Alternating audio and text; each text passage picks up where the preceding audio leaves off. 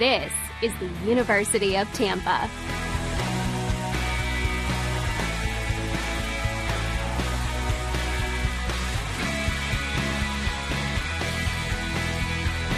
Explore your dreams. Discover your talents.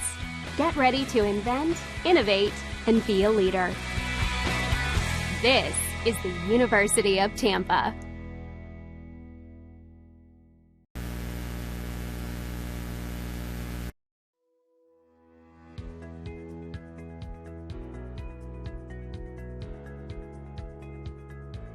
Welcome to the University of Tampa. My name is Tucker Whitman and I'm a junior marketing major here at UT. Today we're going to look at some of the highlights of our beautiful Riverside campus here in downtown Tampa. We'll start at Plan Hall. This historic building was opened in 1891 as the Tampa Bay Hotel and now serves as the main academic building here at UT, with 4 floors of classrooms as well as faculty and administrative offices. Next up, the Vaughn Center, the hub of campus life and activities. This multi-purpose building includes the campus bookstore, our primary cafeteria plus an additional food court, a theater, as well as offices and meeting rooms for student organizations. The Vaughn Center is also one of UT's residence halls, providing 5 floors of student rooms. Morsani Hall is another residence hall here at UT. In addition to housing approximately 450 students, this building offers another selection of eateries as well as a small grocery store. Now let's check out the Sykes College of Business. This academic building houses classrooms and faculty offices for UT's undergrad and graduate business students. This building also has a real-time stock trading room. Right next door is the Sykes Chapel for Faith and Values. This gorgeous interfaith chapel features a large main hall complete with a massive pipe organ, as well as meditation rooms and meeting rooms. Student healthcare is a major priority for us here at UT. The Dickey Health and Wellness Center is accessible to all students and provides high-quality services including basic medical care, counseling, and wellness programs. On the east side of campus, you'll find the McDonald-Kelsey Library. Here, students can learn from a large collection of books, periodicals, and digital databases. They can also take advantage of our numerous study rooms and computers. The Academic Success Center is another great resource for students. This is your one-stop shop for academic advising, coaching, and tutoring services. Whether you're a seasoned athlete or just want to shoot some hoops, the athletic facilities here at UT are hard to beat. The Bob Martinez Athletic Center includes a large gymnasium, a weight room, and training facilities. In addition, the campus features an aquatic center open year-round, 6 tennis courts, baseball and softball fields, a 1,500-seat stadium, as well as a lacrosse field and intramural complex. Need a break from studying? Head to Falk Theater and catch a play. This 1,000-seat historic theater serves as a home for all major performances made by UT's Department of Speech, Theater and Dance, as well as special guests. This is one of UT's newest facilities, the Innovation and Collaboration Building. Here you will find UT's very own Starbucks. In addition, classrooms, cybersecurity labs, study lounges, and the Loth Entrepreneurship Center, designed for student entrepreneurs to launch their startups. Thanks for joining me today. If you enjoyed this video tour of UT, we'd love to give you one in person. For more information or to schedule a campus visit, go to ut.edu.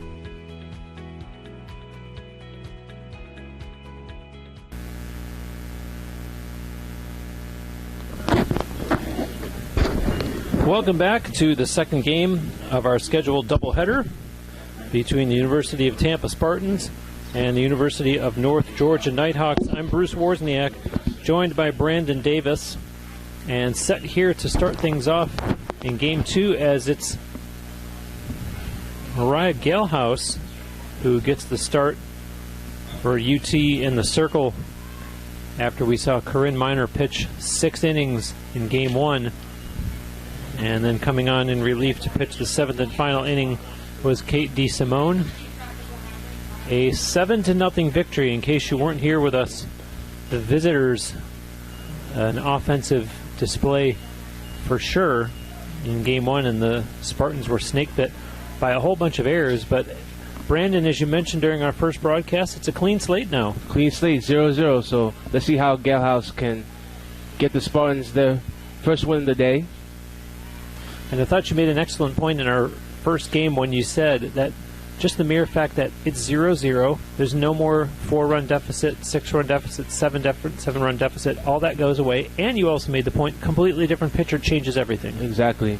And the Spartans, they just lost and it ended their 4-game winning streak. So they're really humbled right now, and they're at home, so they have to make it count with the second game. And that one's chopped and fielded nicely over to first for out number 1. And I think what you just said there, also adds up to the Spartans being hungry. They were humbled. They're at home. They saw a winning streak come to an end. Time to start a new one, and they know that they've got 3 games over the course of tomorrow and Saturday combined. So a lot of softball ahead of them. You might as well turn things around and try to put the pieces in place to start a winning streak. Yes, yes.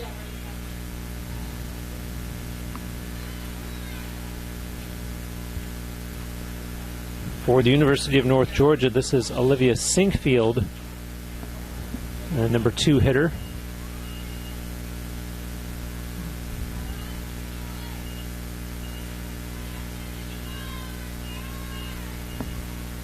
And the 1-1 to her, and that's going to be the same as the first batter, as Russo tosses over to Jansen for out number 2.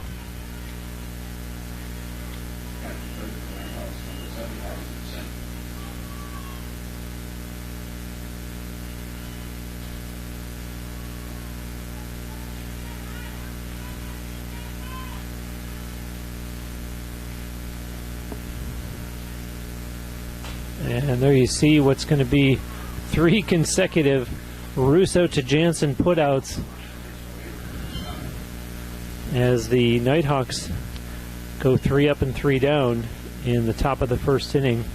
And a good start for the Spartans defensively. Now they hope to continue it and carry it over as they start their at-bats in the bottom of the first. It's also particularly a good start for Russo, who struggled in the infield last game. So having good 3 straight ground hits to her, definitely getting and executing well, is a good sign for the Spartans, as she's very vital to the team. So, yeah, and you mentioned at the end of our first broadcast that, you know, the blood is flowing, the momentum is there. It's not like coming out and starting game 1 where you haven't played since whenever your last game was, or at least your last practice. So they are in the flow of the game, and it's just a matter of completely forgetting about what happened in game 1 and just focusing on this new task at hand in this second game. Well, with this new task, we have Delaney Heberlin, I believe that's how you pronounce her name, the new pitcher for the Nighthawks in the second game. Excuse me, Heberlin. No, Heberlin. I had it right. Bruce, my fault. I had it right.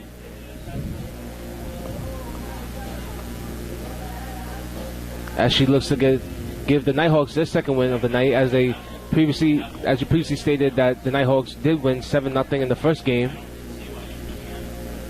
And for those that did not see our broadcast for game 1, we saw a complete game by University of North Georgia pitcher Kristen Davis, a 2-hitter,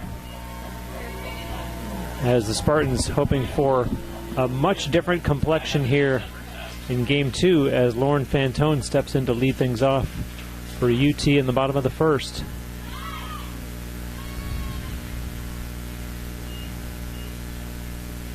Fantone was showing bunt there.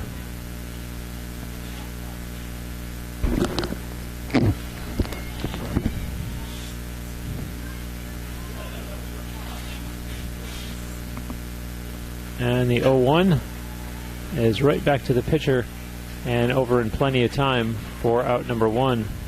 So Delaney Heberlin, the starting pitcher for the Nighthawks, gets the assist on that first out of the bottom of the first for UT, and that'll bring up Steph Ballmer.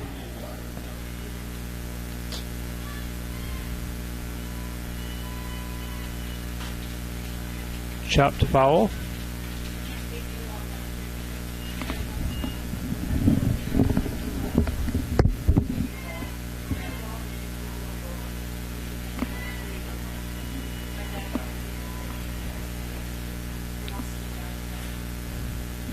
The 1-0 bunt.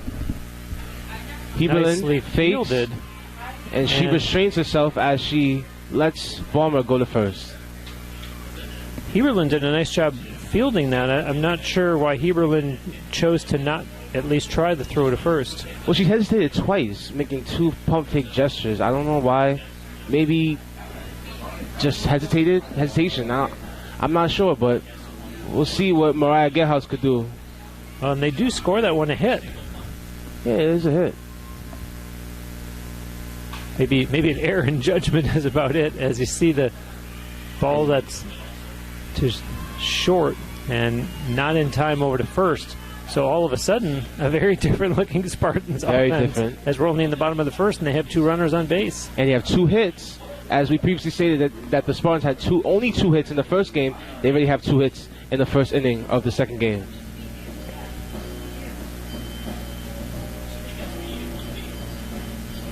Corinne Minor stepped up to the plate. Was a losing pitcher in the first game. Although she did have one of the 2 hits. 2 hits, yes.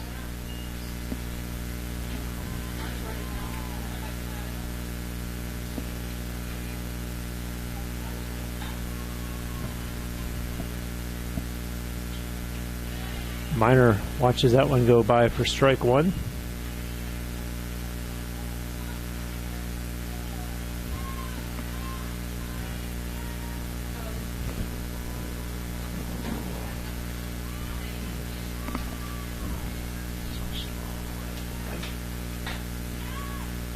And that one skied to center field and caught. So 2 down now for UT in the bottom of the first.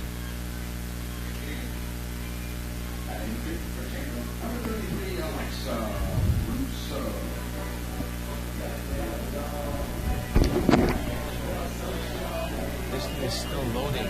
Like I can't. It's still loading.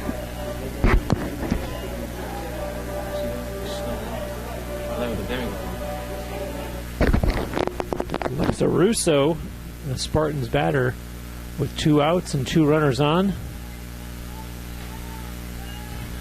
Ball 1 to her.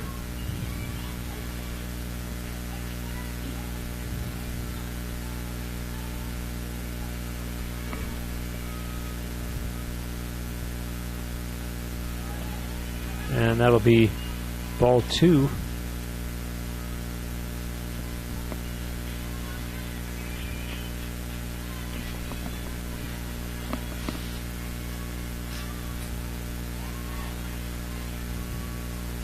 The 2-0 on the way to Russo. Swing and a miss.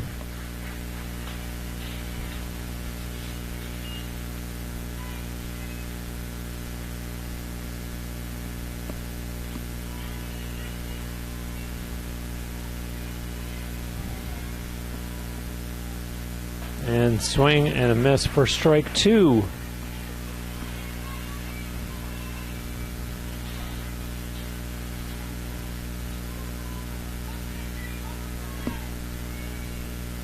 Two and 2 now with 2 out in the bottom of the first, and Russo sends that one foul on the first base side.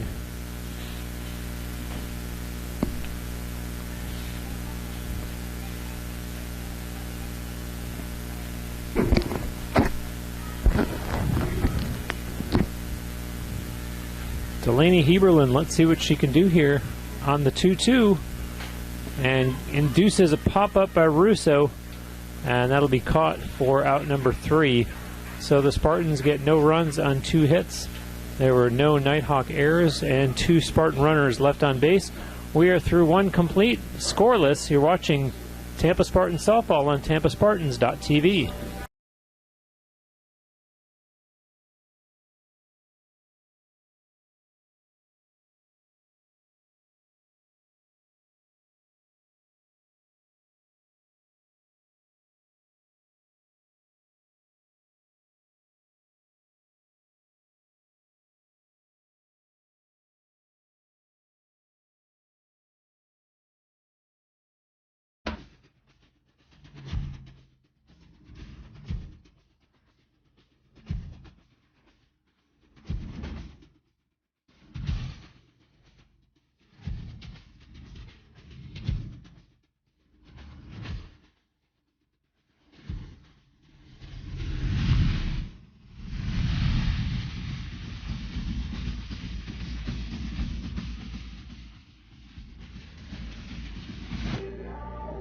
Back live here at the Namoli Family Stadium. Tampa Spartans and the North Georgia Nighthawks. Scoreless through 1 complete. And for the visiting Nighthawks,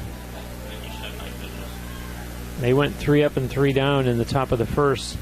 So we're starting with the number 4 hitter, Haley Cummings.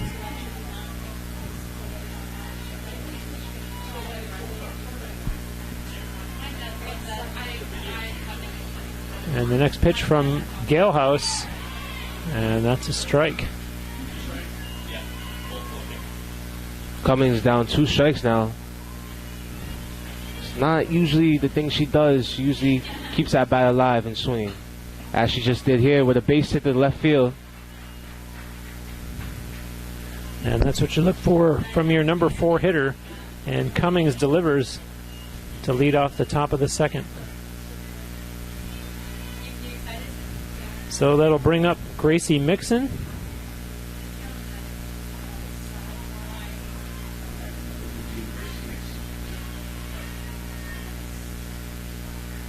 Gracie Mixon, the third base player for the Nighthawks. And up high for a ball.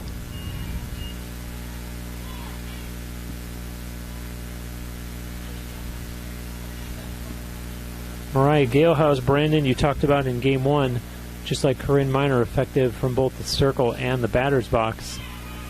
As you see, a strike there against Mixon. Well, she's very versatile, as you can see, in the offensive end, the defensive end. Wherever they put her, either whether it's center field or in the circle, she's going to get it done.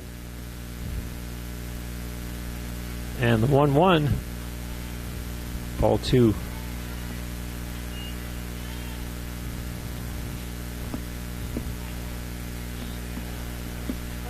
The runner over at first base is Haley Cummings, who led off this inning with the first hit of the game for the visitors. And there's one routine to Ballmer over to first, not in time. And so Cummings is safe at first on the line out by Mixon.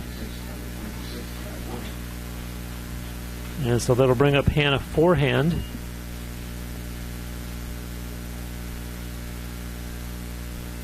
And number 6 hitter, the second base player for the Nighthawks. Strike 1 to Forehand.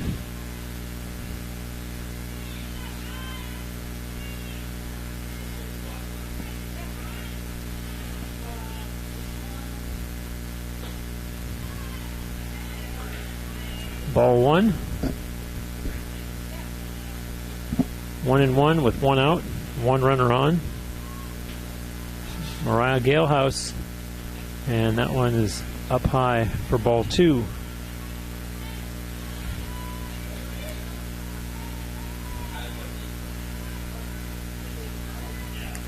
And the day has only gotten warmer.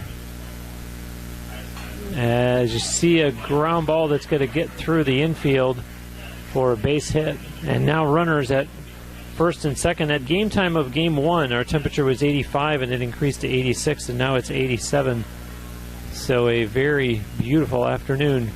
And low humidity too. Usually there's a lot of humidity with this such high degree of weather, but it feels nice outside. As we're inside this circle, we're blessed to have AC, so definitely a nice day to play some softball. 1 out and 2 runners on. Mariah Galehouse trying to work out of this here in the top of the second inning.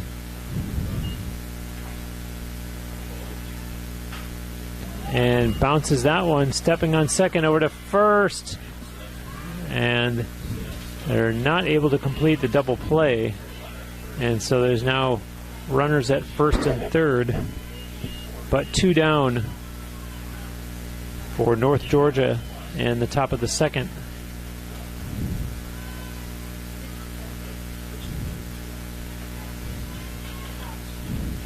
And that'll bring up Sadie Johnson.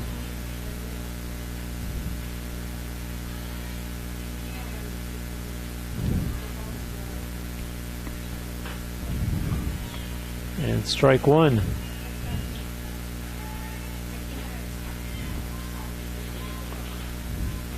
Sadie Johnson, the North Georgia catcher, and the 0-1 to her.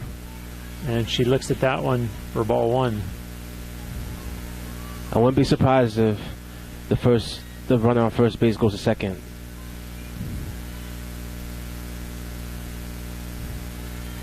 We will keep an eye on her. That is Maddie Perry over at first. And chopped to short and bounces off of Ballmer's ankle as a run scores.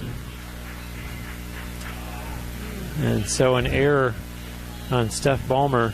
Definitely a miscommunication between Corinne Minor and Steph Ballmer on that play. They just couldn't figure out who was going to get the ball, and ultimately it just led to an error, E6. So a 1-0 lead for the visitors, and correct me if I'm wrong, I think it was the top of the second in the first game when North Georgia put up 4 runs. I believe so. I believe it was the top of the second. They did put up 4 runs in 1 inning. And right now they just scored the first run of the game in the top of the second. So ironically, it's a repeated pattern. Runners on the corners, 2 out. And that one goes foul. This is the number 9 hitter, J.C. Michael. So E6 for the Spartans gives them their 6th error for the day, combined with 2 games.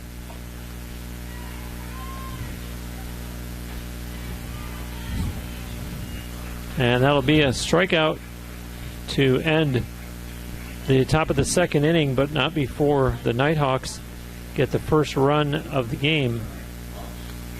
They get 1 run on 2 hits.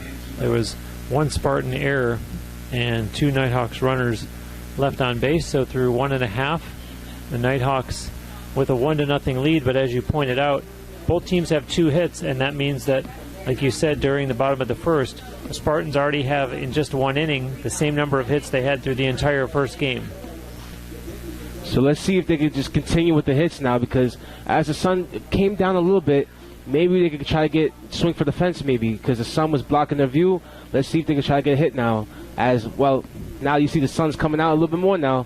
We'll see how it goes in the next half inning. But another thing that you can take as a positive is what we just saw there, that they did force the Nighthawks to leave 2 runners stranded. So they very much minimized the damage, and at least this time are only down 1-0 after 1.5. It's only down 1 run. It's very, very early. We have a lot of softball left, so we'll see what Heberlin could do as she's getting ready, warming up, looking very fierce and determined. And we're going to see the 6, 7, and 8 hitters for the Spartans this half inning, being Lexi Chevalier, Emily Jansen, and Lily Keister.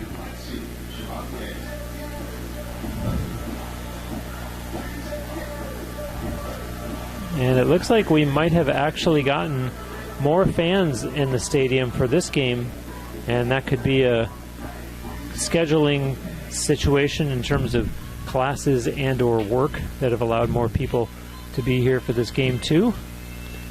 As you see, Chevalier chop that one to short, and it bounces over the shoulder of the shortstop. And so Lexi Chevalier in with a single. Well, going back to the scheduling situation, this doubleheader was initially going to be at 4 p.m. I think, according to my sources, North Georgia, they actually pleaded to have it as 2 p.m. So that's the reason why we see more fans now at 4 p.m. because everyone's out of work and people are out of class now, so there's going to be more fans. Showing bunt, and they don't get the lead runner, so I don't know why she went to second instead of going to first. Obviously, everyone knows going to first is the priority right there. Yeah, so a nice job there laying down the bunt by Emily Jansen. And at the same time, a good job on the base paths, running it out at second base and beating the throw by Lexi Chevalier. That's just good base running. Always just having that strong mentality of just trying to be on base as much as possible and just always having good effort. And now another bunt, and that one's caught. A good play by Heberlin as the bunt by Lily Keister goes as out number 1 of this bottom of the second. And that'll bring up the number 9 hitter, Avery Perkins. So the Spartans with runners at first and second, they would love to answer back that Nighthawks run from the top half of this inning. One runner in scoring position, only one out in the inning. Nice chance they have this getting the leading run. The tying run. Avery Perkins is the middle of 3 consecutive lefties in the Tampa lineup. Keister number 8, and then Fantone number 1. Avery Perkins, a count of 1-1.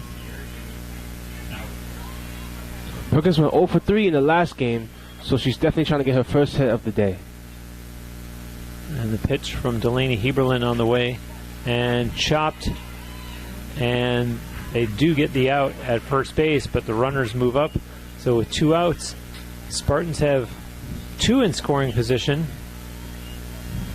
as they now have Chevalier at third and Jansen at second. And brings us to the top of the order, Lauren Fantone. She's 0 for 1 in this game, having grounded out to the pitcher to start the game. And she looks at the first pitch for a ball.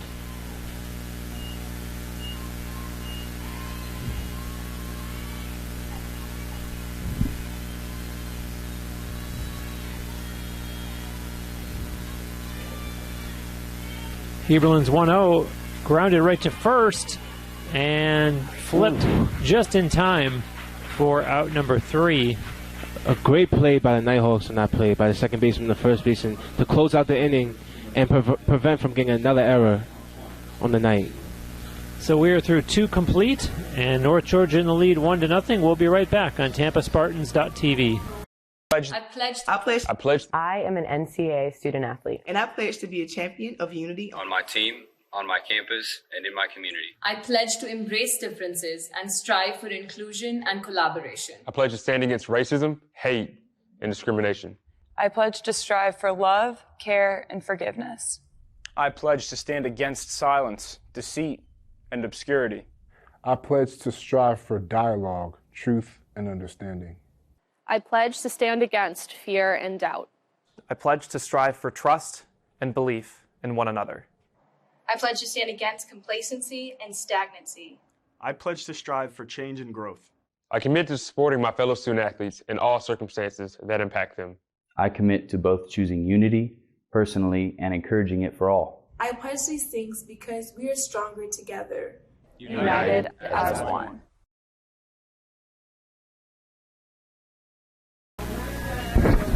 Back live here, I'm Bruce Wozniak, joined by Brandon Davis, as we're getting set to start the top of the 3rd inning, as the Spartans hope to gain a split of the doubleheader against number 4 ranked University of North Georgia.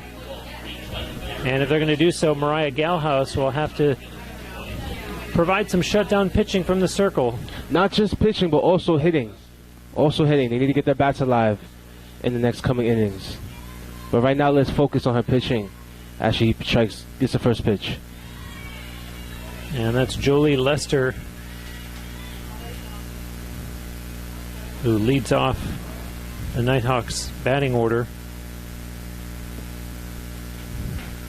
And bounces that one to Emily Jansen, unassisted for out number 1.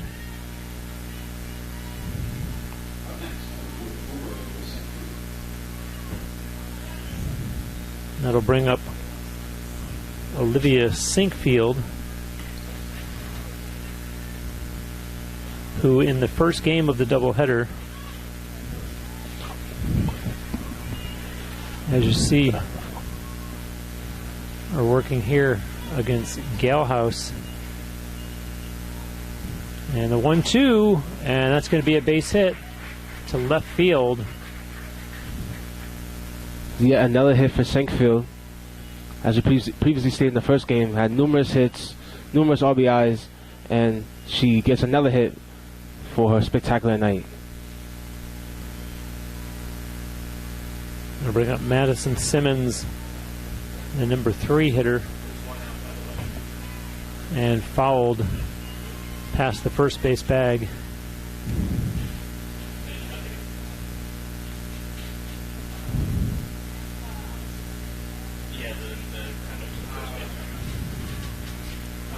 looking down towards her head coach, Mike Davenport, for some signals, as well as the base runner doing the same.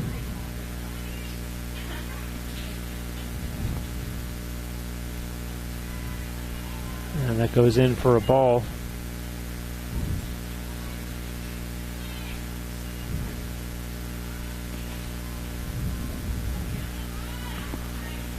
Galehouse gets her signs from Chevalier, winds, delivers, and the runner goes, but that's going to be fouled down the third base line.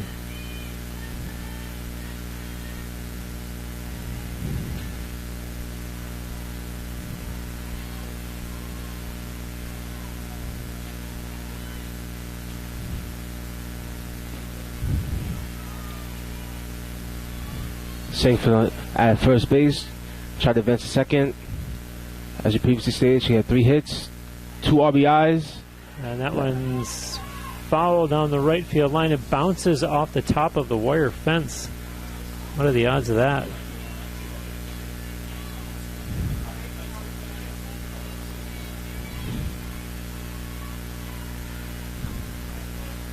So 1-2 now here against Madison Simmons. She is out. Great play by Baumer. Great throw. Better throw by Chevalier. Good to get the runner out and clear the bases with 2 outs.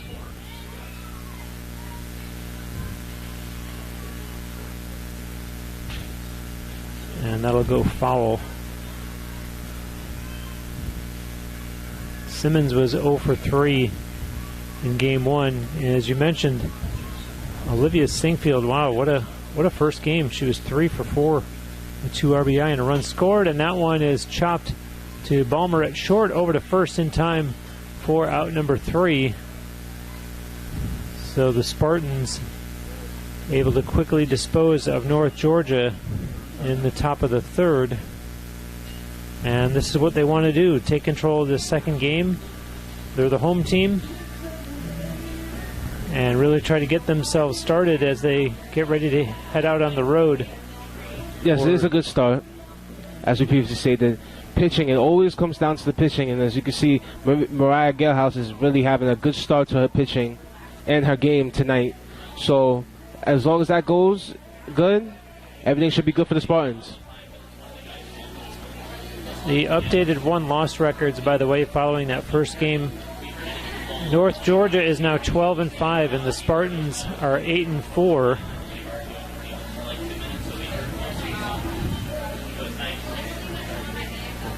But like you said, Bruce, there's a reason why these Nighthawks are number 4 ranked.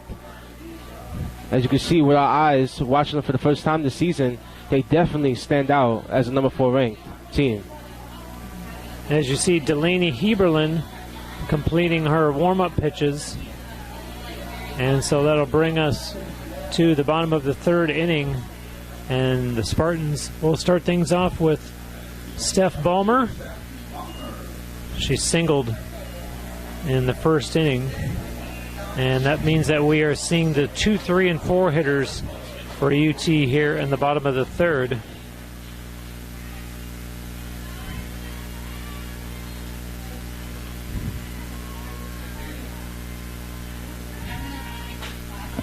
And that one way out of play, out of the stadium.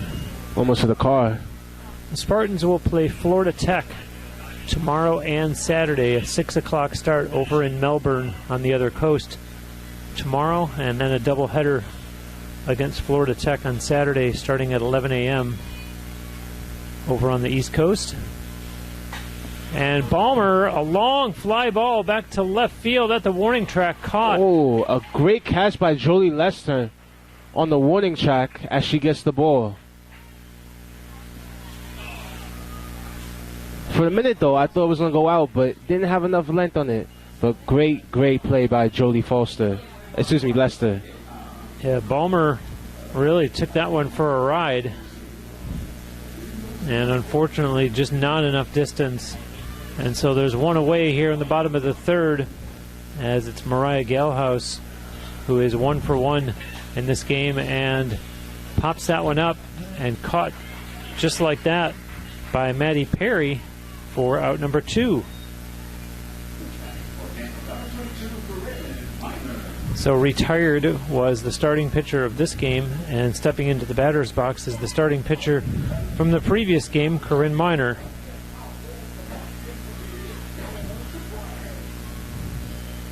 Miner 0 for 1 in this game, and looks at the first pitch for ball 1. She flew out to center field in the first inning.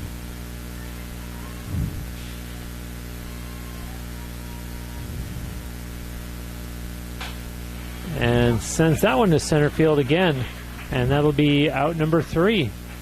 So the Spartans go 3 up and 3 down in the third inning. And so through 3 complete, our score holds at North Georgia 1, UT 0. You're watching TampaSpartans.tv.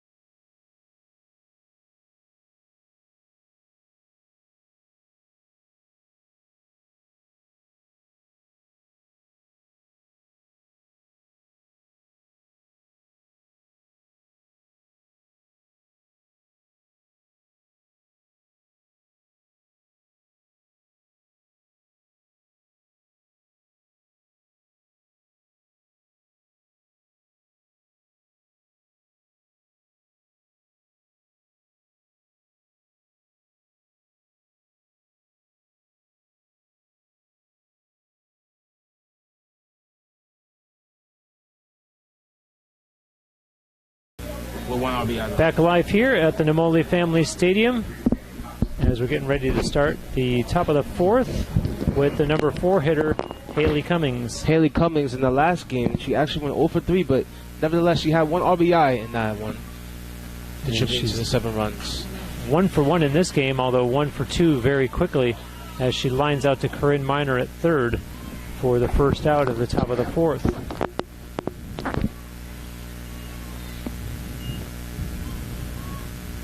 And so that will bring up Gracie Mixon.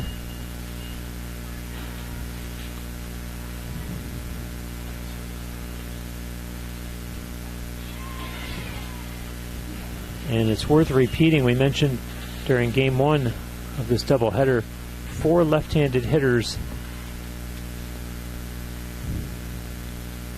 for North Georgia. It's worth mentioning that Gracie Mixon actually went 2 for 4 in the last game and actually scored once in that. So she definitely contributed to that win in the last game. Behind in the count here, 0-2. As Galehouse delivers, and it's chopped. She'll field it over to first in plenty of time for out number 2.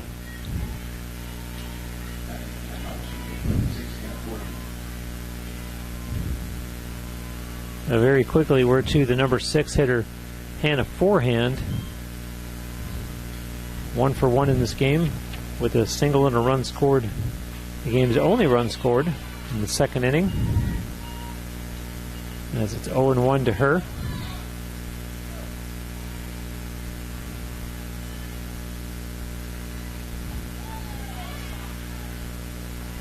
One and one now to Hannah Forehand.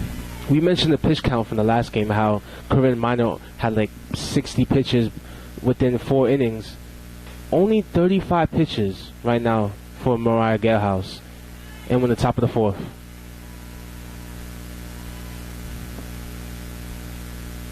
Two and one the count here to Hannah Forehand. Swings and misses. Great inside pitch by Galehouse.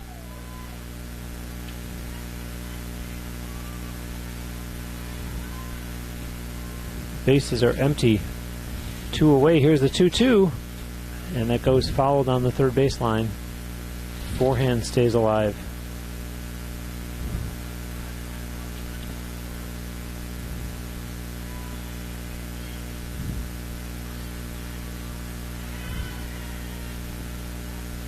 The delivery from Galehouse, and there's going to be a base hit up the middle. And Hannah forehand is 2 for 2.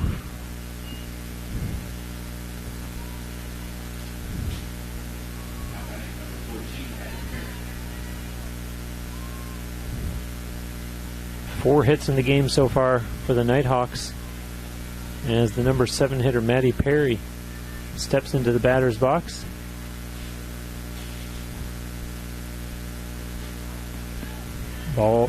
Strike one to her.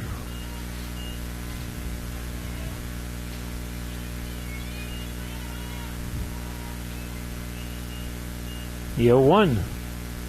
Foul ball.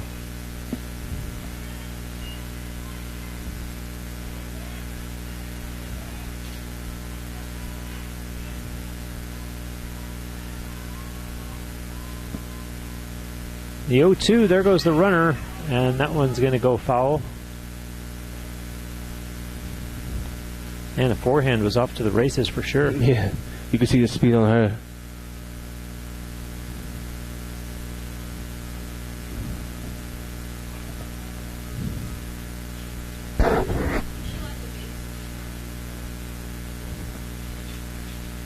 So it seems like she left the base early, so the ump calls a third out. And when the inning is over now, as we go into the bottom of the fourth. Well, there's a break for UT. And that has to continue to lift the Spartans' hopes. They're limiting the Nighthawks offensively here. And some of those little breaks that maybe they didn't get in the first game, perhaps starting to go their way here in game 2. Well, that was relatively unexpected scenario of what just happened. So if I'm a Spartan player, I would definitely want to capitalize on those opportunities and just get out of the jam and get ready to bat. And they're still down 1-0, so this is anyone's game right now as we go into the bottom of the fourth. Halfway through already, Bruce, halfway through. And I've been mentioning about the Spartans' upcoming schedule for the visiting North Georgia Nighthawks. They will next be in action on Sunday when they return home to play a doubleheader against Bluefield State College. The first game of that doubleheader will start at 12 noon.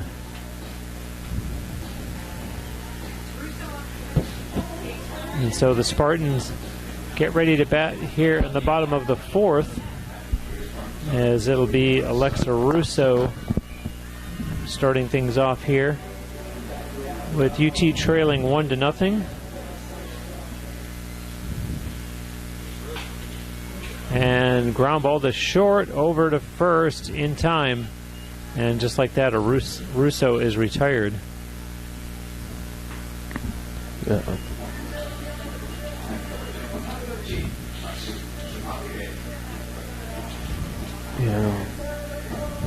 Lexi Chevalier, the batter for the Spartans. And Chevalier, as the wind starts to pick up, pitch to her is ball one.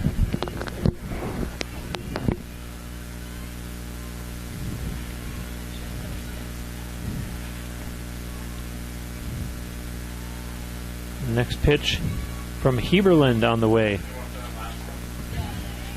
And strike one. So the count now 1-1 against Lexi Chevalier.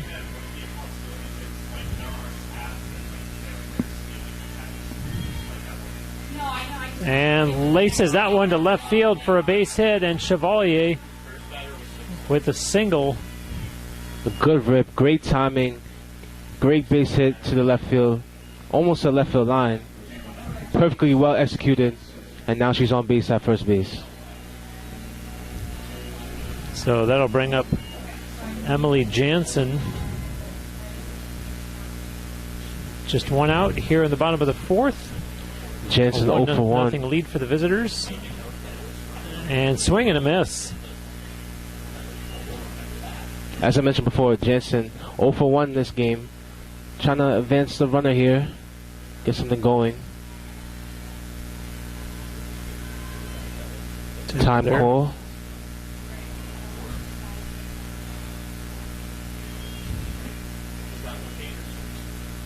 Delaney Heberlin ready.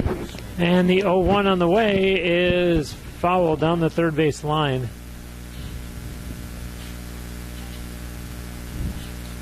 As the Spartans anxious to get a runner in scoring position for sure. Definitely. And we've seen them anxious in both games, but I feel like now that they're settled in, they know what to do, they know the objective, and now they're trying to execute it. And Jansen reached for that one. The ball is thrown away, and so Chevalier is going to advance all the way to third. Well, it didn't go as planned, but it did work out in the end, as she now goes to third base, and now she's in scoring position with tying run on base. And so they do get the second out of the inning. So bad news for both teams. Yes. Out for Tampa, but also bad news for North Georgia. That's their third error on the night. Chevalier all the way to third, and there's a bouncer that's bobbled by the shortstop, and the game is tied as Chevalier scores off the bat of Lily Keister. And so it's a very important play what happened that it allowed Chevalier to advance all the way to third, because had they controlled it and let her maybe go to second, maybe she doesn't score on that one and only advances to third. Well, speaking of controlling, the narrative has kind of changed as momentum is kind of swindled around, as well, the inning is over now, but the Tampa Spartans, they got the tying run. They scored. Now it's 1-1 as they go into the top of the fifth inning, and we'll see what they can do from then on. And Perkins is retired as the third out, but we are through 4 complete, and the Spartans have tied at 1-1. We'll be right back on TampaSpartans.tv. This is the University of Tampa.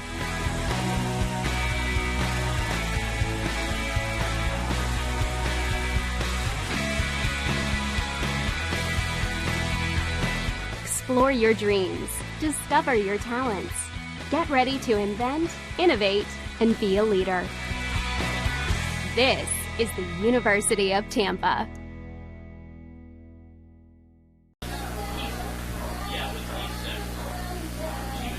They have to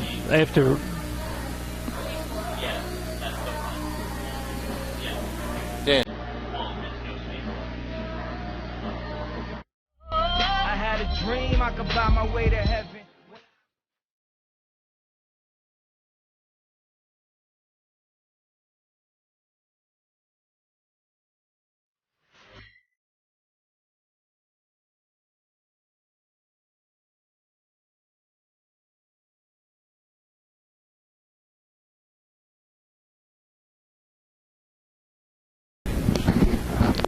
back live here, starting the top of the fifth.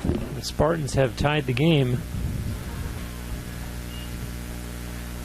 And this is Maddie Perry for North Georgia, going head-to-head against UT pitcher Mariah Galehouse. Perry 0 for 1 in this game. It's interesting. Galehouse only has 1 strikeout on the night. In her last previous game, she had a total of 11 strikeouts, with the first game of the doubleheader having 8 and having 3 strikeouts to close it out in the second one against Eckerd. So only 1 strikeout here, giving up 4 hits and 1 run. And I'll bet you if you asked her right now, she'd say, I'm perfectly fine having only 1 strikeout. The fact of the matter is, there's only 4 hits on the board for the visitors, and more importantly, only 1 run, as you see the ground out there.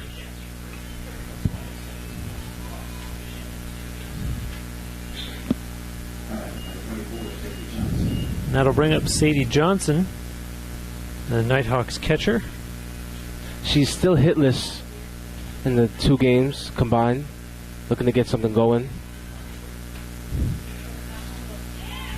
And that's going to be strike 1 to her here in the top of the 5th, after UT just tied it up in the bottom of the 4th with their first run of the day. Yes, definitely is a relief for the Spartans, but they want to continue to capitalize and get the win.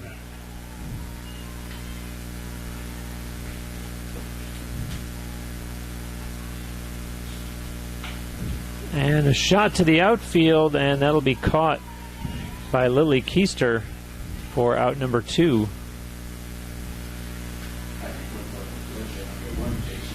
And I think Sadie Johnson was hoping that ball would drop just a little sooner. Just a little bit, a little blooper into center field. And that's J.C. Michael, the number 9 hitter.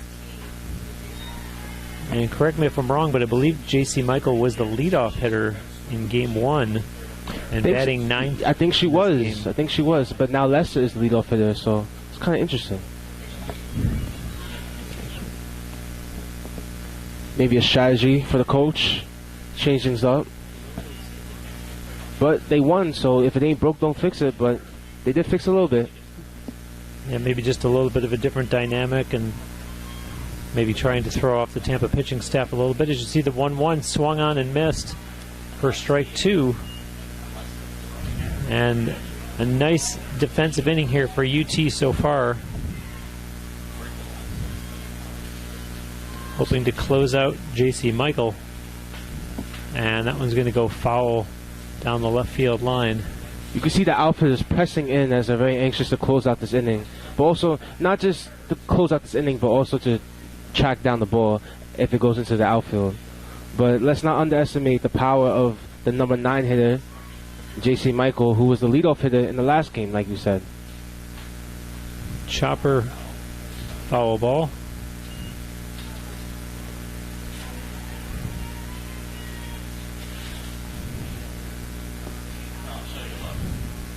J.C. Michael staying alive here in the top of the 5th against Mariah Galhouse. Next pitch on the way, and that one's fouled off as well. J.C. Michael really battling in this at-bat. Yeah, now Galhouse has a pitch count of 45. Still good. Not too much. Her arm is not overworked at all. As we know that Galhouse could definitely pitch a complete game. As we've seen it prior. The other games, she's done it multiple times, so.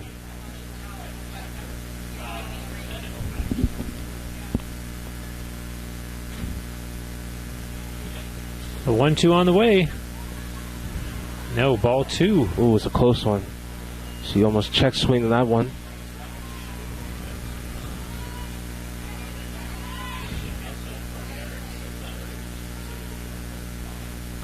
Next pitch, chopper, and fielded nicely by Balmer over to first in time for out number 3.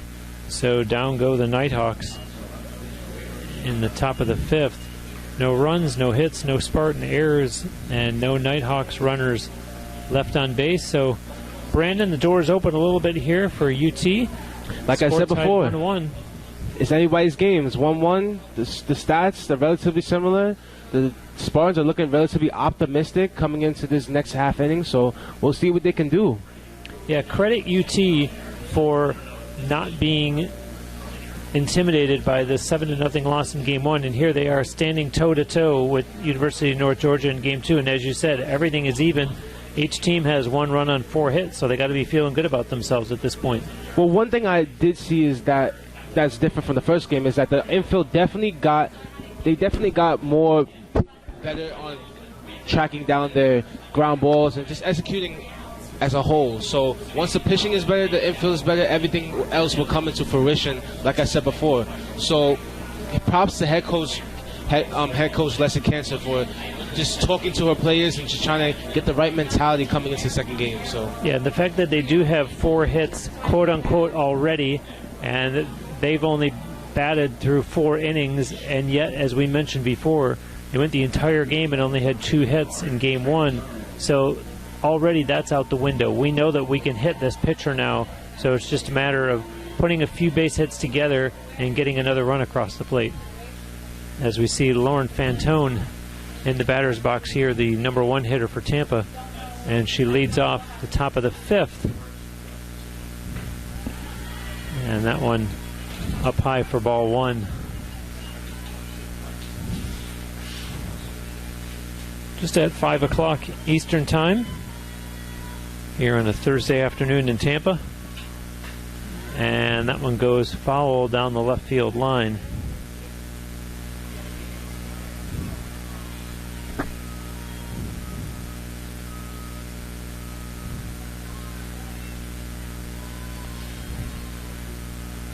Lauren Fantone 0 for 2 in this game.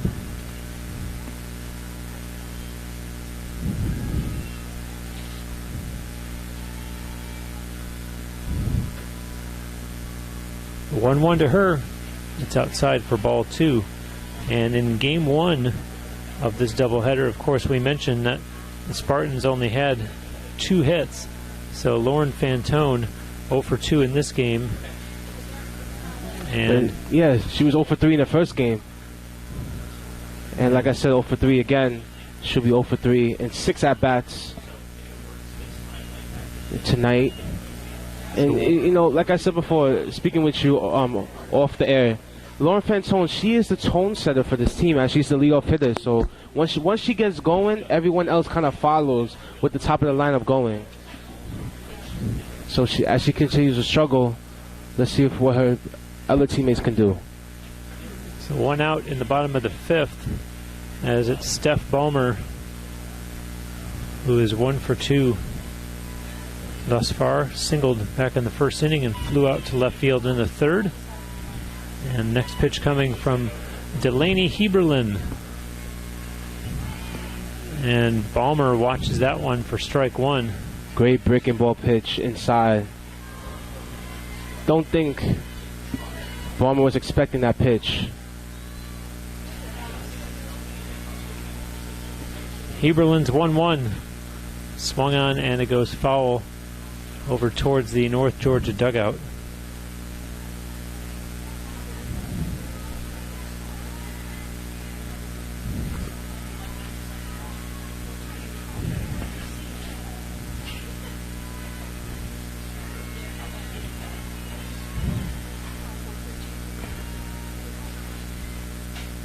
And that one's going to go foul also. The Nighthawks had 8 hits in game 1, and they have 4 so far in this game. UT only had 2 hits in game 1, and they have 4. So a little bit of a reversal of fortunes here.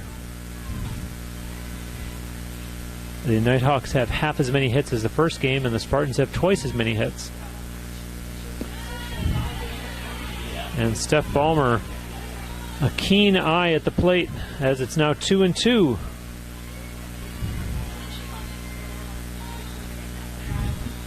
Mariah Galehouse waiting on deck. And here comes Delaney Heberlin's 2-2, and popped up, called for, and there's out number 2 as the catch is made by Hannah Forehand.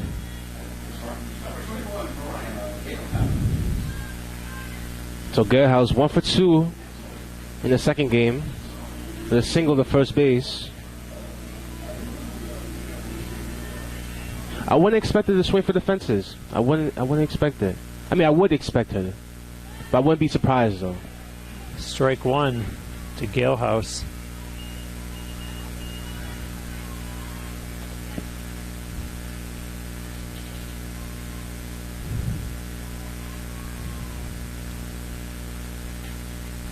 Foul ball, 0-2.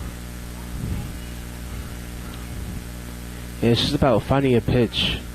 As you can tell, she's just really anxious trying to find a pitch. You can see her lunging a little bit too in the batter's box.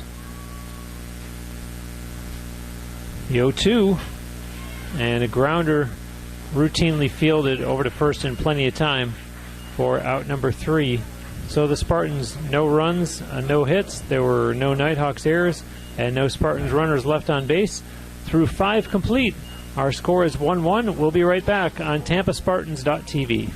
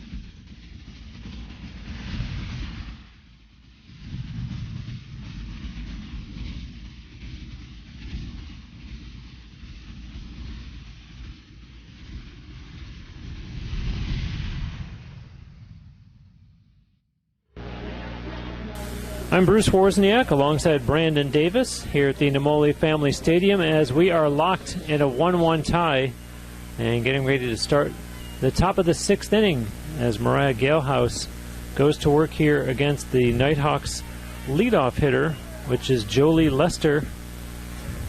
Lester is 0 for 2 in this game, and here's the 1-0 to her, and that's strike one. Lester has made some spectacular defensive plays in this game. I believe it was a few innings ago she had a spectacular catch in the warning track in left field. Fouled off, and Brandon, you mentioned this before, Mariah Galehouse exactly 50 pitches through 5 innings, so she's averaging 10 per inning. Very effective outing here, and has scattered 4 hits for North Georgia. As you see, the swing and a miss and a strikeout, just the second of the game as Lester is retired. Yeah, Galehouse, I don't think she's even breaking a sweat. I think Galehouse is just pacing herself and just remaining patient. And so that brings up the first base player, Olivia Sinkfield. Sinkfield 1 for 2 in this game, and we talked about the success that Sinkfield had in game 1. 3 for 4, 2 RBIs, I believe so. Swing and a miss. And not to mention her defensive plays at first base, making spectacular stretches and efforts to try to get the ball. And that one way outside. Galehouse, a little chuckle there. Looks like she lost control a little bit on that pitch. But it could be hard for a first baseman as a right-hander to be at first base. It could be hard sometimes, angling the ball. Chopper Russo not able to get the handle, and that's going to be an error against Alexa Russo, who I believe had at least 1 error. There's a second tonight. And I think she had 1 error in the previous game, but it's the second one overall. So she needs to just remain confident and just work on it at practice. This game, we see 4 errors by the 2 teams combined. In game 1, we saw 7 errors by the 2 teams combined, 2 by North Georgia, 5 by UT. So 11 errors through approximately 12 innings of play. As you see it to short, over to second, and they don't get it in time at first base. Spartans not happy about that call. I thought she got it. I thought she was out. Nonetheless, there are 2 outs in the top of the 6th, and we may have a change here, as it looks like head coach Mike Davenport is talking to home plate umpire Scott Johnson. So we're going to see a pinch runner for the Nighthawks in the person of Mariah Wicker.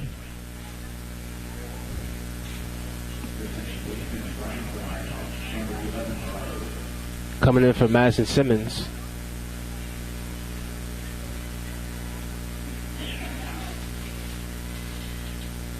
And Wicker made a brief appearance in game 1. As you see, the fly ball caught by Lily Keister for out number 3. So the Spartans eliminate any kind of threat with the runner on base for the Nighthawks. No runs, no hits, 1 Spartan error, 1 runner left. So we're through 5.5, and this one's got some drama to it. A little bit of drama, but also the Spartans need a little bit of luck. I think personally they need a little bit more luck on the offensive end to try to get something going. You've seen in the previous innings that the overthrow play advanced Fantone to third base, and she then scored. So we need to see more occurrences like that, just so the Spartans could just lead at least 1 or 2 runs. Well, and UT has to feel good about where they are in the lineup with Corinne Miner leading things off this inning, and her being 0 for 2 so far in this game. People would probably make the argument that she's due for a hit. And she is due for a hit. I know internally she wants a hit.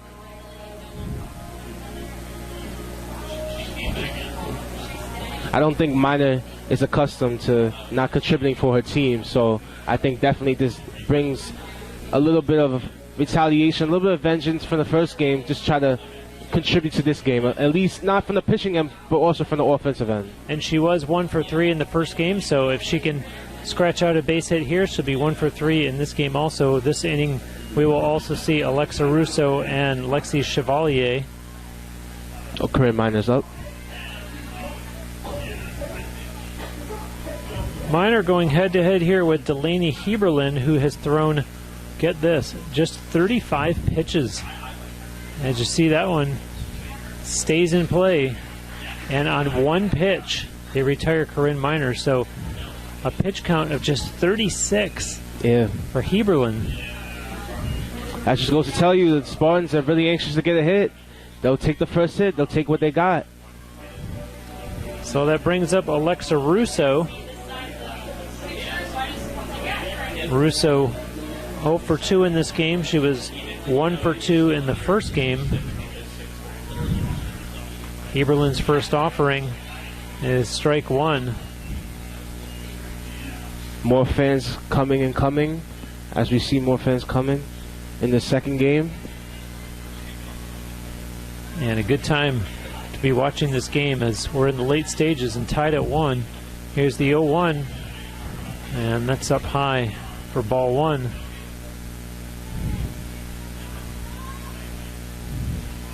You know, you mentioned earlier about conditioning, and this is where it pays off when you're in the late stages. The second game of a doubleheader, it's a long afternoon that these ladies have been out on the field.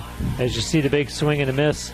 It's not just conditioning, it's also hydration. You know, as you previously stated, with the weather and the current updated weather, it's hot. You know, you just got to be dialed in and continuously drink water in between the half innings and just try to stay focused. The 1-2, and that one shows just foul on the right field line. And nutrition is a part of it too. I know I saw some of the North Georgia players in between game look like they were using the time for a protein bar, and an important part of getting through a long doubleheader, like you mentioned, in the Florida heat.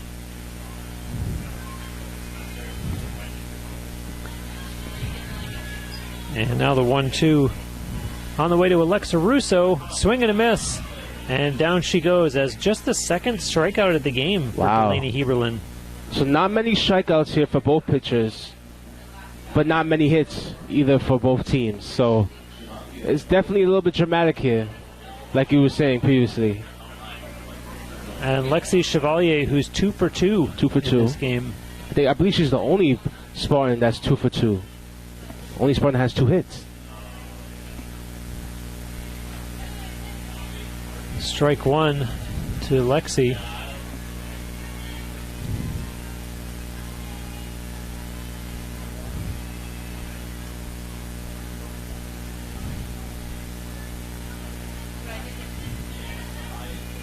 The 0-1, and watch out at the hands, ball 1. And late afternoon, definitely seeing a lot more shadows on the field now. As that sun's setting, but it's prolonging a little bit. Early in the few months, it was definitely sooner. And that one rolls to the catcher, Sadie Johnson. 2-1 now against Lexi Chevalier. 2 outs in the bottom of the 6th. A 1-1 game. And a nail biter here. Could we see extra innings? Swing and a miss. Chevalier really was trying to get a piece of that one. That was her pitch, Bruce. I believe so. That was definitely her pitch. Her head went a little bit out, but she needs to just be a little bit more locked in. Heberlin's 2-2 on the way, and fouled down the third base line. Well, it's a 2-2 count. She has to stay alive, so whatever the pitcher gives her, she's going to have to try to at least hit it if it's in the realm of a strike zone. So we'll see if she can stay alive. Let's see how Chevalier does, and directly to first base for out number 3. So this will set up an interesting 7th inning, as through 6 complete we remain locked and a 1-1 score, and we'll be right back on TampaSpartans.tv. What do you get when you take your favorite food and stuff it inside a pocket of homemade dough? Cooked perfectly until golden brown.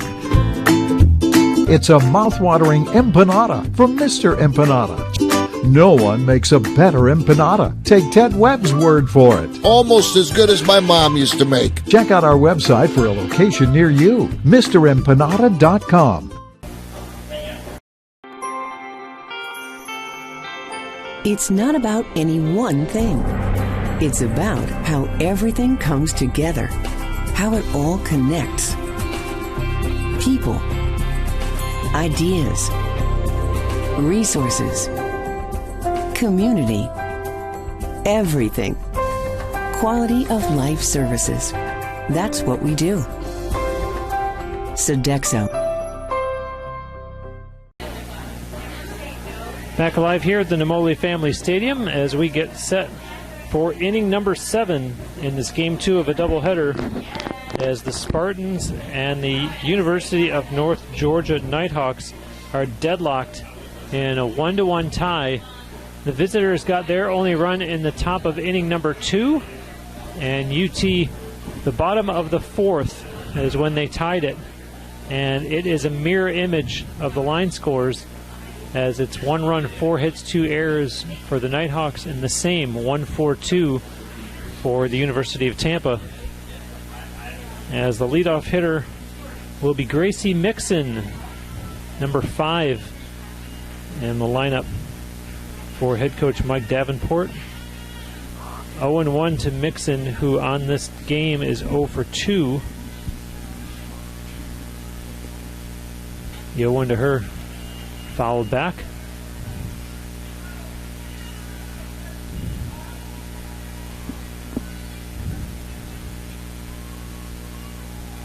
Mariah Galehouse, 58 pitches coming into this inning, so now up to 60. As that one's chopped, Russo fields it cleanly over to Emily Jansen for out number 1. This is very crucial for the Spartans to try to close out this half inning right here. That way they could try to get a walk-off hit or either a walk-off run to end this game. So defense definitely does matter right now. And the dangerous Hannah Forehand, who has a pair of singles in her 2 at-bats in this game, hitting out of the number 6 position. The Nighthawks' second base player. The 1-0 to her, and that's a strike.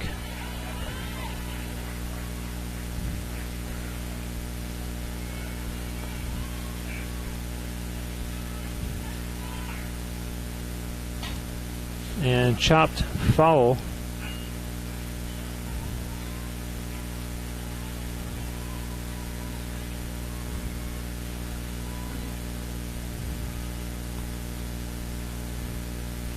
The 1-2 and caught. Nice catch out in center field by Lily Keister. I've been talking about the Spartans going on the road for games tomorrow and Saturday. Our next broadcast from here at the Namoli Family Stadium will come a week from tomorrow. That's Friday night, March 4, a 6 p.m. game against Nova Southeastern. As you see it, to Galehouse and over to Jansen for out number 3.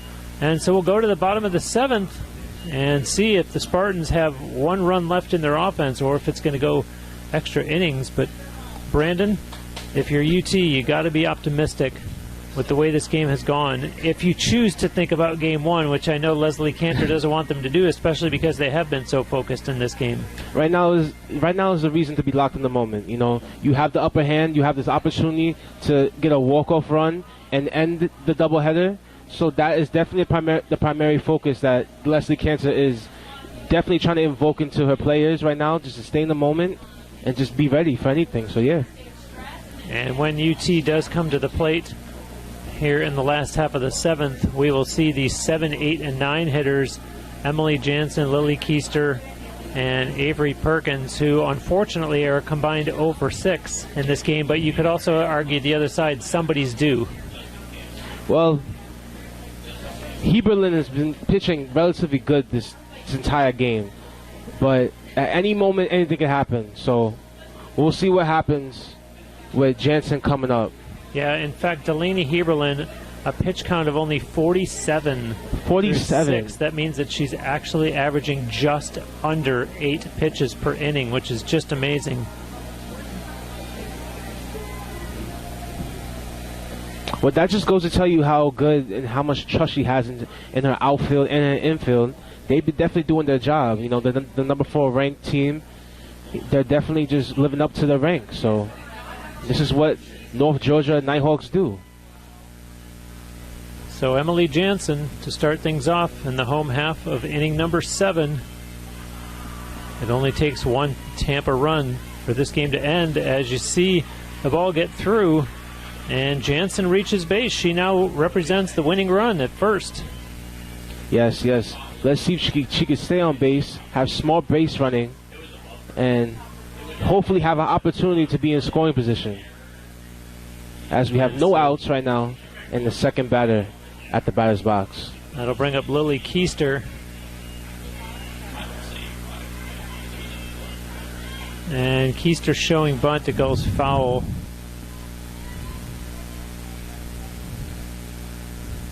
And that play in which Jansen reached base was scored as an error. So now 3 errors. 3 errors, for North wow. Georgia in the second game. Total of 5 for them. And it's a total of 10 for us. So 15 errors combined.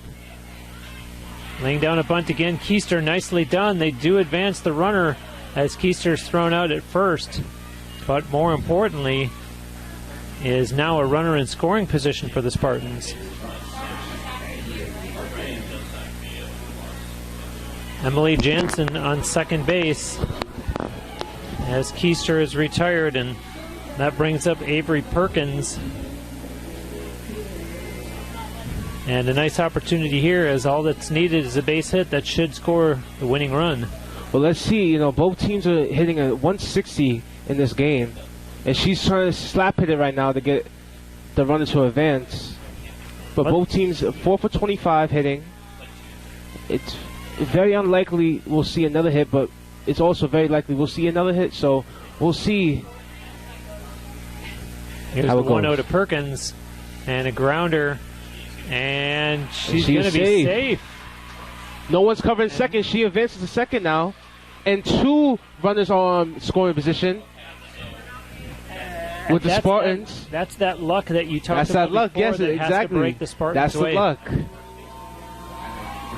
And I was about to compliment the Nighthawks and say, I'm saying a base hit scores a runner from second. Let's not overlook the strength of the Nighthawks defense. And then all of a sudden, they make these miscues in the infield that allow all of a sudden runners at second and third and only 1 out. Well, it's a good thing you withheld that, because now we have possibly a pitching change here. We'll see if the coach will switch his I'd have to be shocked if there was a pitching change. Heberlin has played such a tremendous game in the circle.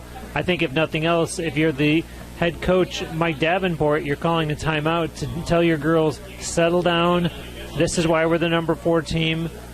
All we need is 2 outs. Let's not lose our heads here.